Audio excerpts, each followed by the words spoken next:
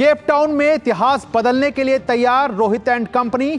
2 match की test series का दूसरा मुकाबला कल से न्यूलैंड्स के मैदान पर। भारत के सामने सीरीज बचाने की चुनौती।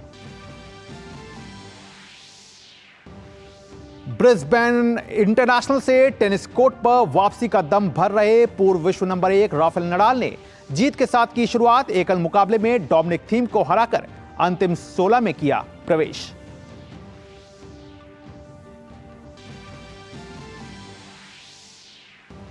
और इंग्लिश प्रीमियर लीग में मोहम्मद सालाह के दम पर लिवरपूल ने न्यूकासल यूनाइटेड को 4-2 से हराया।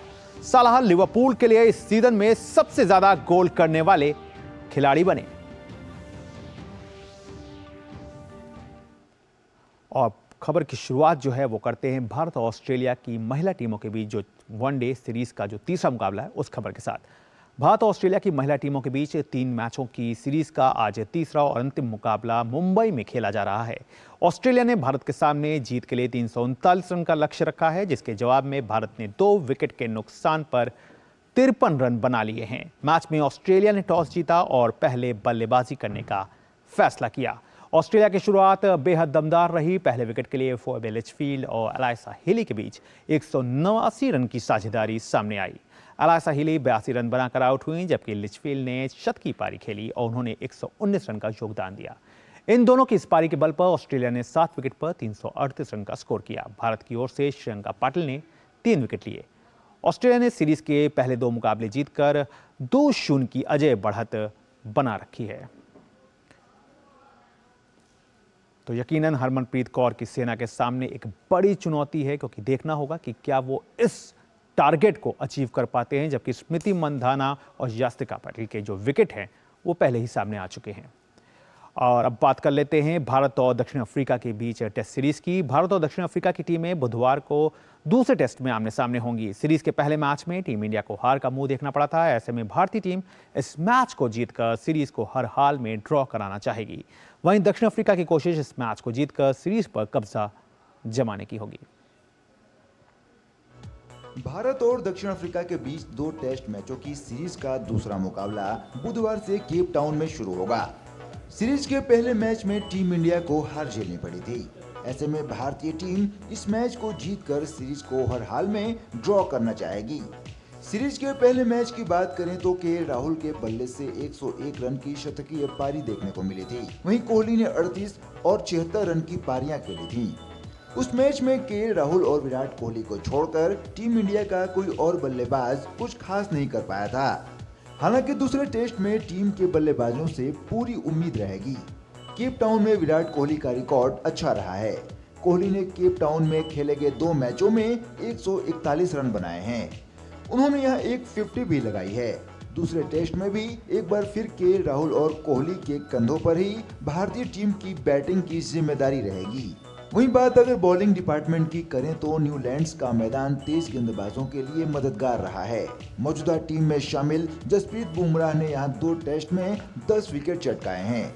उन्होंने पिछले दौरे पर इसी मैदान पर पारी में 5 विकेट भी लिए थे। ऐसे में बुमराह सहित अन्य गेंदबाजों पर भी बड़ी जिम्मेदारी रहेगी। भारत ने न्यूलैंड स्टेडियम में 6 टेस्ट मैच खेले हैं, जिसमें से उसे 4 मैचों में हार मिली है और 2 मुकाबले ड्रॉ रहे हैं। ऐसे में भारतीय टीम को इस मैदान पर पहली जीत की तलाश रहेगी। दूसरी ओर दक्षिण अफ्रीका ने इस मैदान पर 24 मुकाबले खेले हैं, जिसमें से उसे 10 मैचों में जीत हासिल हुई है। वहीं दोनों टीमों के बीच टेस्ट रिकॉर्ड पर नजर डालें तो टेस्ट में दक्षिण अफ्रीका का पलड़ा भारी नजर आता है। दोनों टीमों के बीच अब तक खेले गए 43 टेस्ट मैचों में भारत को 15 मुकाबलों में जीत मिली है, जबकि दक्षिण अफ्रीका ने 18 मैच जीते हैं। बहरहाल सीरीज का दूसरा मुकाबला दोनों टीमों के लिए अहम है। दक्षिण अफ्रीका की कोशिश इस मुकाबले को जीतकर सीरीज पर कब्जा जमाने की होगी, तो वहीं भारतीय टीम की नजर इस मुकाबले को जीतकर सीरीज ड्रॉ करने पर टिकी होगी। Sports desk, DD news. तो भारत और दक्षिण अफ्रीका के बीच 2 मैच की टेस्ट सीरीज का दूसरा मुकाबला बुधवार से केप टाउन में शुरू होगा। ऐसे में इस रिपोर्ट के जरिए आइए देखते हैं कि टीम इंडिया का केप टाउन के मैदान पर क्या कुछ रिकॉर्ड रहा है और आखिर क्यों टीम इंडिया के लिए केप टाउन में जीत की राह आसान नहीं दिखती। दक्षिण अफ्रीका की सरजमी पर टेस्ट सीरीज जीतने का टीम इंडिया का सपना फिलहाल इस सीरीज में चकनाचूर हो गया है, लेकिन अब टीम के सामने बड़ी चुनौती सीरीज बचाने की है। लेकिन ये सब इतना आसान नहीं, क्योंकि अगला मुकाबला केप टाउन में है, जहां टीम इंडिया का रिकॉर्ड खास नहीं। भारत ने केप टाउन में अब तक 6 टेस्ट मैच खेले हैं, जिसमें से उसे 4 में हार मिली है और 2 मुकाबले ड्रॉ रहे हैं। यानी टेस्ट जीत का इंतजार इस मैदान पर टीम इंडिया को है। ऐसे में अगर इस बार केप टाउन में टेस्ट मुकाबले को अपना बनाना है, तो टीम इंडिया के कप्तान रोहित शर्मा और उनके ओपनिंग जोड़ीदार यशस्वी जायसवाल को एक ठोस शुरुआत देनी होगी। लेकिन बीते 12 साल में इस मैदान पर खेले गए 3 टेस्ट मैचों में भारतीय ओपनिंग जोड़ी ने एक भी शत की साझेदारी नहीं निभाई है। लेकिन इस सब पर सबसे ज्यादा चिंता का विषय 2018 और 2022 में इस मैदान पर टीम इंडिया की बल्लेबाजी रही है। टीम इंडिया ने इन सालों में केप टाउन में 2 टेस्ट मैच खेले, जहां भारतीय बल्लेबाजी का दम निकलता नजर आया। 2018 में भारत ने इस मैदान पर 209 और 135 रन बनाए, तो वहीं 2022 में 223 और 198 रन। यानी भारतीय बल्लेबाजी के लिए यहां स्थिति बिल्कुल भी आसान नहीं रही। वैसे इस सब के बीच अच्छी बात यह है कि विराट कोहली ने साल 2022 में इस मैदान पर 79 रन बनाए थे, तो वहीं जसप्रीत बुमराह एक पारी में 5 विकेट निकालने में सफल रहे। तो कुल मिलाकर टीम इंडिया के सामने चुनौती बड़ी रहने वाली है। वैसे एक बात जो टीम मैनेजमेंट के लिए सिरदर्द बन सकती है, वह है प्लेइंग 11 का चुनाव, क्योंकि पिछले टेस्ट में जिस तरह से प्रसिद्ध कृष्णा महंगे साबित हुए थे, उसे देखकर कहा जा सकता है कि इस मुकाबले में गेंदबाजी डिपार्टमेंट में बदलाव संभव है। Sports desk, DD news. तो वाकई गेंदबाजी डिपार्टमेंट में बदलाव संभव है, और क्योंकि ये मुकाबला टीम इंडिया के लिए काफ़ी बड़ा है, तो इस मुकाबले पे और ज़्यादा जानकारी हासिल करने के लिए न्यूज़ रूम से हमारे साथ जुड़ रही हैं हमारी संवाददाता दीपिका। दीपिका, एक बड़ा मुकाबला टीम इंडिया के लिए, क्योंकि जिस तरह से टेस्ट सीरीज़ की शुरुआत हुई है, टीम के लिए कुछ भी अच्छा नहीं गया, चाहे आप बल्लेबाजी डिपार्टमेंट को उठा के देखें, चाहे गेंदबाजी डिपार्टमेंट को उठा के देखें। लेकिन अब बात केप टाउन की है, जहां पहले से ही टीम इंडिया का जो रिकॉर्ड है वो कोई बहुत अच्छी तस्वीर पेश नहीं करता। ऐसे में इन सब के बीच में टीम की जो मनोवैज्ञानिक तौर पर कितना ये बातें असर डालेंगी, और क्या कुछ रणनीति जो होगी वो कल के जो टेस्ट मुकाबला जो शुरू हो रहा है उसमें टीम इंडिया सामने लाती दिखेगी? दीपिका, कल के टेस्ट मैच के इंडिया और साउथ अफ्रीका के बीच में इंडिया ऑलरेडी पहला टेस्ट हार चुकी है, वो भी इतनी बुरी तरीके से। बहुत ही एम्बैरेसिंग हार थी वो टीम इंडिया के लिए। 31 साल का वेट जो हम कह रहे थे कि हो सकता है इस बार रिजल्ट्स पलट जाए और 31 साल का वेट खत्म हो जाए, इंडिया टेस्ट मैच जीत के आए, लेकिन वो पॉसिबिलिटी अब दूर दूर तक कहीं नजर नहीं आती है। अब इंडिया का जो सारा फोकस होगा वो ये होगा कि एटलीस्ट इस सीरीज को लेवल कर लिया जाए और कल का मैच कैसे ना कैसे ड्रॉ कर लिया जाए। लेकिन एल्गार और डेविड वार्नर का लास्ट मैच देखते हुए ऐसा लगता नहीं है कि साउथ अफ्रीका इस मैच को इतने आसानी से इंडिया के हाथ में दे देगी। वहीं इंडिया की बात करें इस बार, तो विराट कोहली और केएल राहुल की परफॉर्मेंस बहुत ही अच्छी थी जब हम बैटिंग डिपार्टमेंट की बात करें, लेकिन उसके अलावा कुछ भी नहीं काम किया, ना बॉलिंग डिपार्टमेंट ना बैटिंग डिपार्टमेंट। 4 पेसर्स और एक स्पिनर लेके गई थी टीम इंडिया, लेकिन जो पिच थी सेंचुरियन में, उस पिच को देखते हुए वो टेक्निक ने बिल्कुल काम नहीं करा। अब आने वाले कल मैच में हम 2 चेंजेस एक्सपेक्ट कर रहे हैं। रविंद्र जडेजा का आना हो सकता है, और उसी के साथ मुकेश कुमार को भी हमने प्रैक्टिस सेशन में देखा, 45 मिनट उन्होंने प्रैक्टिस की।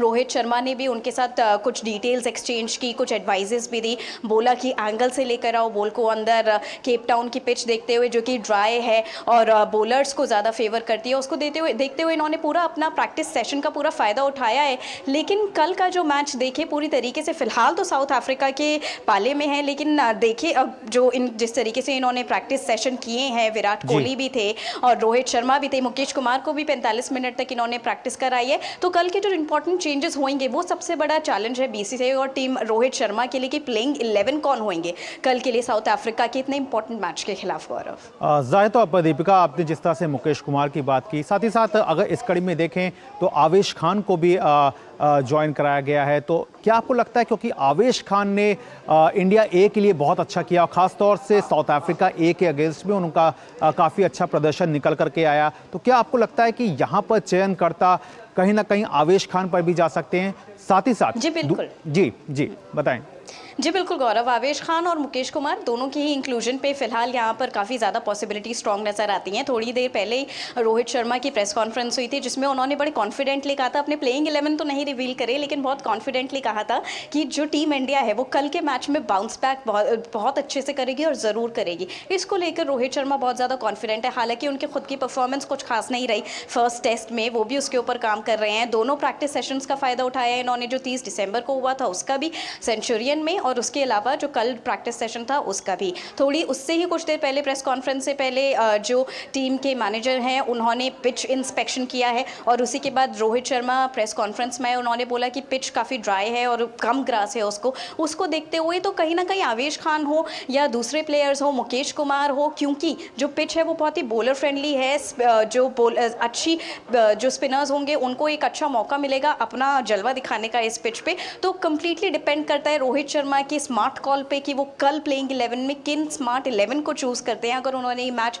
ड्रॉ करना है। बिल्कुल दीपिका, और साथ ही साथ दीपिका आपसे ये जानना चाहेंगे, अगर प्लेयर्स टू प्लेयर्स को वॉच करके देखें तो जिस तरह की बल्लेबाजी निकल करके आई, क्योंकि ओपनिंग हम देख रहे हैं बहुत अच्छी नहीं हो रही है, उसके बाद अगर शुभमन गिल के परफॉर्मेंस को देखें तो उनका भी परफॉर्मेंस जो है वो कहीं ना कहीं डगमगाता हुआ टेस्ट क्रिकेट में नजर आ रहा है। तो क्या आपको लगता है कि टेस्ट क्रिकेट में थोड़ा संभल कर खेलने की ज़्यादा ज़रूरत है, ज़्यादा उनको अपना समय जो है वो क्रीज पर ज़्यादा देने की ज़रूरत है? क्योंकि हमने देखा कि पूरा अगर 2023 का पूरा कैलेंडर ईयर निकाल कर देखें तो अंडर 30 का ही उनका एवरेज जो है वो बन पाया है। तो ऐसे में शुभमन गिल पर भी कहीं ना कहीं एक दबाव है इस टेस्ट मैच में खुद को एक डिलीवर करने के लिए। गौरव, एक बहुत इंपॉर्टेंट पॉइंट आपने यहाँ पे रेज करा है जो कि ओवरऑल टेस्ट क्रिकेट के फॉर्मेट को लेकर है। इंडियन प्लेयर्स की परफॉर्मेंस जो अभी डगमगाती हुई नजर आ रही है वो तो है ही, जिसके ऊपर टीम इंडिया काम कर रही है, रोहित शर्मा काम कर रहे हैं। हमने देखा था ओडीआई वर्ल्ड कप के पहले भी कितने इन्होंने कॉम्बिनेशंस ओडीआई के फॉर्मेट को देखते हुए चेंज करे थे। वहीं टेस्ट को लेकर भी ये लोग काफ़ी एक्सपेरिमेंट्स अभी से ही कर रहे हैं ताकि अपनी जो कंसिस्टेंसी है वो आगे जाके कहीं स्टेबलाइज करें और फिर उसी के हिसाब से अपने प्लेइंग 11 बेस्ट गेम में आगे पुट अप करें। लेकिन जब हम टेस्ट क्रिकेट की बात करते हैं, टेस्ट क्रिकेट की गिरती हुई पॉपुलैरिटी को देखते हुए ये कंसर्न बहुत ज़्यादा बढ़ता गया है। अभी प्रेस कॉन्फ्रेंस में भी किसी ने रोहित शर्मा से पूछा कि जो साउथ अफ्रीका टीम है उन्होंने न्यूजीलैंड के खिलाफ अपनी वीक टीम टेस्ट में रखी है, ऐसा क्यों? कि टेस्ट जो क्रिकेट है उसकी पॉपुलैरिटी गिरती हुई नजर आ रही है, जिसके लिए रोहित शर्मा ने भी यही जवाब दिया जो हम दूसरे जितने लेजेंडरी क्रिकेटर्स हैं उनसे भी यही सुनते आ रहे हैं कि टेस्ट क्रिकेट सबसे बड़ा फॉर्मेट है क्रिकेट का, उसकी सीरियसनेस को बरकरार रखना चाहिए और उसी को देखते हुए हमें प्लेयर्स को भी उसी तरह इक्विप करना पड़ेगा, प्लेयर्स को भी उसी तरह ट्रेन करना पड़ेगा कि T20 और ओडीआई से बाहर निकलकर अब वो टेस्ट में भी अपनी फिटनेस और अपने स्किल को उतना ही अपस्किल करें जो कि जैसे वो T20 या ओडीआई फॉर्मेट में दिखाते हैं। गौरव, बिल्कुल दीपिका, जाहिर तौर पर टीम इंडिया के सामने एक बड़ी चुनौती है और जो प्लेइंग 11 जैसा भी प्लेइंग 11 सामने आए उसके सामने कोशिश यही होनी चाहिए, प्रयास इसी बात का होना चाहिए कि इस मैच को वो जीतें ताकि वो सीरीज को बचा पाएं। बहरहाल आपने तमाम जानकारी दी, इसके लिए आपका बहुत बहुत शुक्रिया। और अब क्रिकेट जगत से जुड़ी तमाम अन्य खबरों को जानने के लिए एक नजर डालते हैं इस क्रिकेट रैप पर। ऑस्ट्रेलिया और पाकिस्तान के बीच 3 मैचों की टेस्ट सीरीज का आखिरी मैच बुधवार से सिडनी क्रिकेट ग्राउंड में खेला जाएगा। ऑस्ट्रेलिया के दिग्गज ओपनर डेविड वार्नर इस मैच के बाद संन्यास ले लेंगे। कप्तान पैट कमिंस ने टेस्ट मैच से एक दिन पहले मंगलवार को प्लेइंग 11 की घोषणा कर दी। कंगारू टीम ने पाकिस्तान के खिलाफ बीते 2 मैचों में शानदार प्रदर्शन किया है। टीम 2-0 से सीरीज अपने नाम कर चुकी है। इसके बाद भी टीम ने प्लेइंग 11 में कोई बदलाव नहीं किया है। सिडनी की पिच स्पिनर्स को मदद करती है। प्लेइंग 11 में सिर्फ नाथन लियोन स्पेशलिस्ट स्पिनर हैं। पैट कमिंस के अलावा जोश हेजलवुड और मिशेल स्टार्क प्लेइंग 11 में बने हुए हैं। पाकिस्तान ने भी तीसरे टेस्ट के लिए अपनी प्लेइंग 11 का ऐलान कर दिया है। मेलबर्न में दूसरा टेस्ट खेलने वाली टीम में 2 बदलाव किए गए हैं। खराब फॉर्म से जूझ रहे ओपनर इमामुल हक को बाहर का रास्ता दिखाया गया है, वहीं तेज गेंदबाज शाहीन शाह अफरीदी को आराम दिया गया है। इन दोनों के स्थान पर ओपनर सैम अयूब और ऑफ स्पिनर साजिद खान को शामिल किया गया है। अयूब अपना टेस्ट डेब्यू करते नजर आएंगे। इमामुल हक को पहले 2 टेस्ट में मौका मिला था, लेकिन उनके बल्ले से 4 पारियों में सिर्फ एक ही अर्धशतक आया है और अन्य 3 पारियों में वे 15 का स्कोर भी पार नहीं कर पाए हैं। सैम अयूब को आक्रामक खिलाड़ी माना जाता है और उन्होंने घरेलू क्रिकेट में हाल ही में लाल गेंद के मुकाबलों में काफी अच्छा प्रदर्शन भी किया था। नए साल के पहले दिन टीम इंडिया ने केप टाउन में जमकर अभ्यास किया। दूसरे टेस्ट से पहले भारतीय खिलाड़ी नेट में पसीना बहाते नजर आए। पूर्व कप्तान विराट कोहली ने इस दौरान बल्लेबाजी का कड़ा अभ्यास किया। कोहली ने नेट में कभी पेसर तो कभी स्पिनर का सामना किया। इस दौरान कोहली ने आर अश्विन की गेंदों को भी खेला। माना जा रहा है कि भारतीय टीम के नेट सेशन का ये सेशन इस बार साउथ अफ्रीका के नांद्रे बर्गर को ध्यान में रखकर बुलाया गया है। लेफ्ट आर्म के नांद्रे बर्गर ने पहले टेस्ट में भारतीय बल्लेबाजों को खासा परेशान किया था। भारत दौरे पर आ रही अफगानिस्तान टीम के हेड कोच की जिम्मेदारी एक बार फिर इंग्लैंड के पूर्व क्रिकेटर जोनाथन ट्रॉट के कंधों पर होगी। अफगानिस्तान क्रिकेट बोर्ड ने उनका कार्यकाल पूरे 1 साल के लिए बढ़ा दिया है। अब वह इस पूरे साल अफगानिस्तान के कोच बने रहेंगे। जोनाथन ट्रॉट 18 महीने पहले अफगानिस्तान के हेड कोच बने थे। इस 1.5 साल के कार्यकाल में उन्होंने अफगान टीम को बड़ी सफलताएं दिलाईं। सबसे ज्यादा कामयाबी हाल ही में संपन्न हुए वर्ल्ड कप 2023 के दौरान सामने आई, जब अफगानिस्तान ने एक के बाद एक बड़ी टीमों को धूल चटाई। वर्ल्ड कप में अफगानिस्तान ने पाकिस्तान, इंग्लैंड, श्रीलंका और नीदरलैंड्स को हराया था। Sports desk, DD news.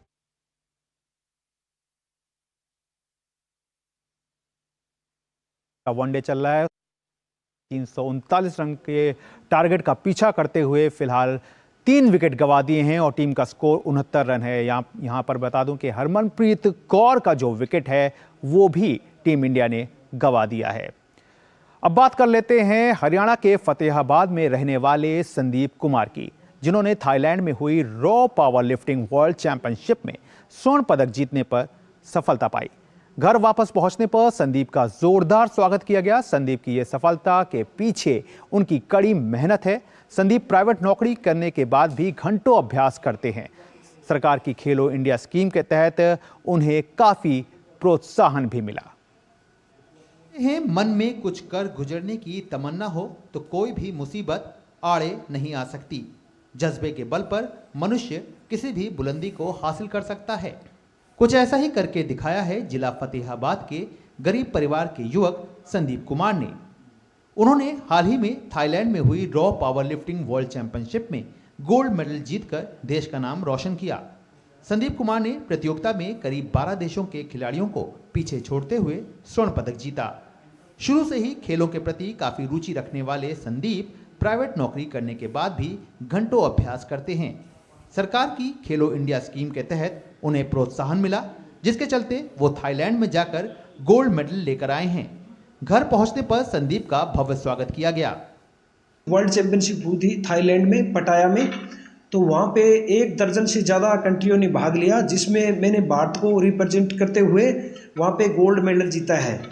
मैंने वहाँ पे चाइना और थाईलैंड, जो थाईलैंड का वो ब्रोंज था और सिल्वर चाइना का था, और भारत का गोल्ड मेडल, मेरा गोल्ड मेडल था।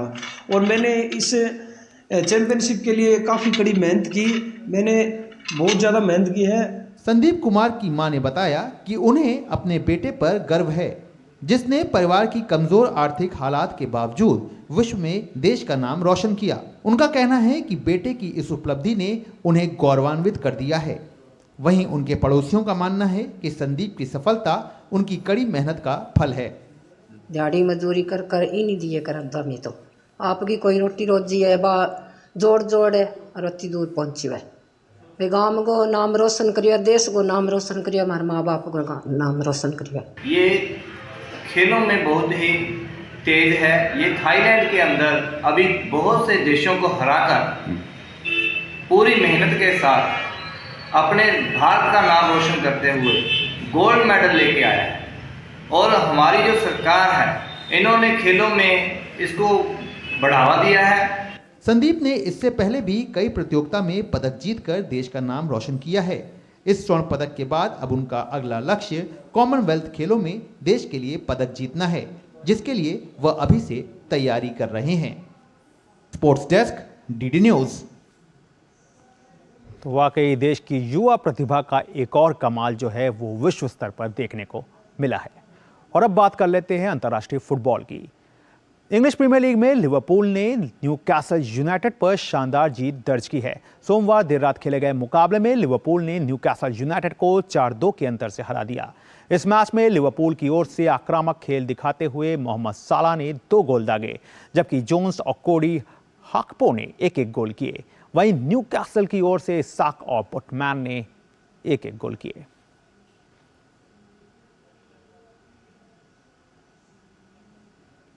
और अब बात कर लेते हैं टेनिस की। लंबे समय बाद टेनिस कोर्ट पर वापसी कर रहे पूर्व विश्व नंबर 1 टेनिस खिलाड़ी राफेल नडाल ने जीत के साथ आगाज किया है। पहले मुकाबले में नडाल का सामना डोमिनिक थीम से हुआ, जहां नडाल ने शानदार खेल दिखाते हुए मुकाबले को 7-5, 6-1 से अपने नाम किया। इस जीत के साथ ही उन्होंने खुद को अंतिम 16 में पहुंचा दिया।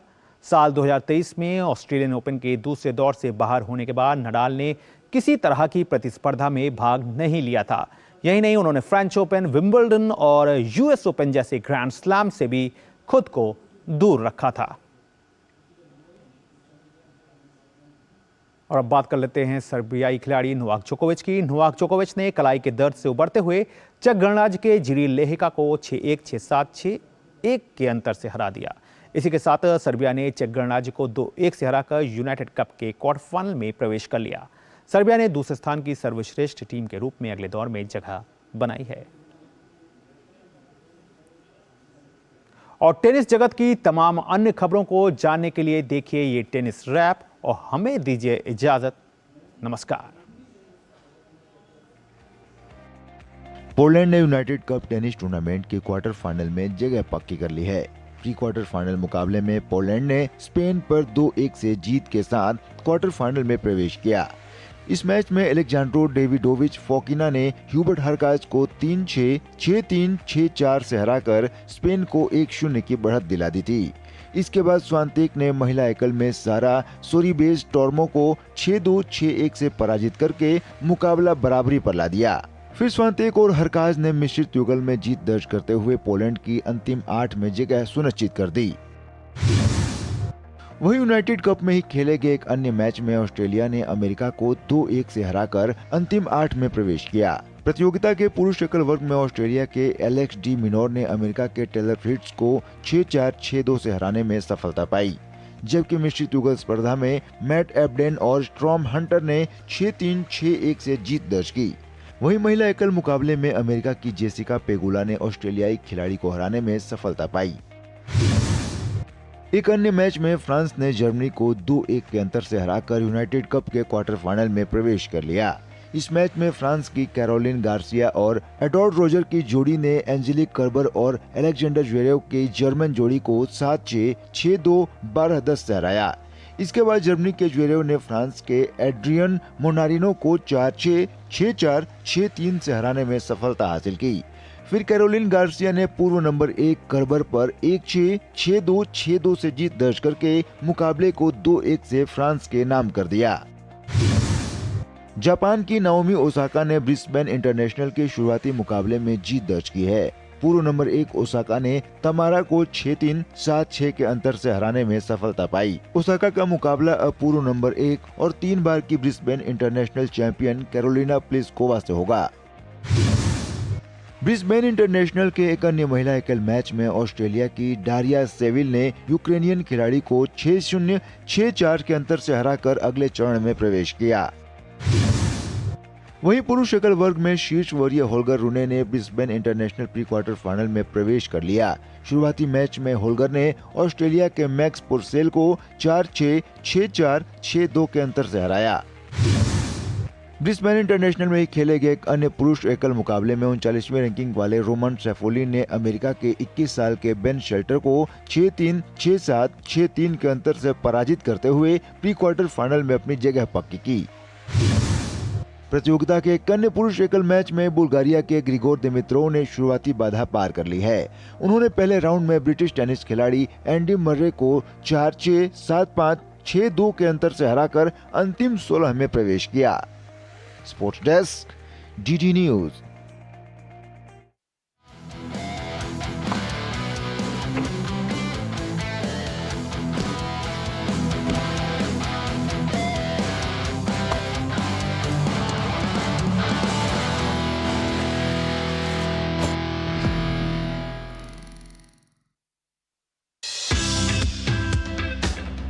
अपना शौचालय खुद साफ करने में कोई शर्म नहीं होनी चाहिए। मैं चाहता हूं कि देश का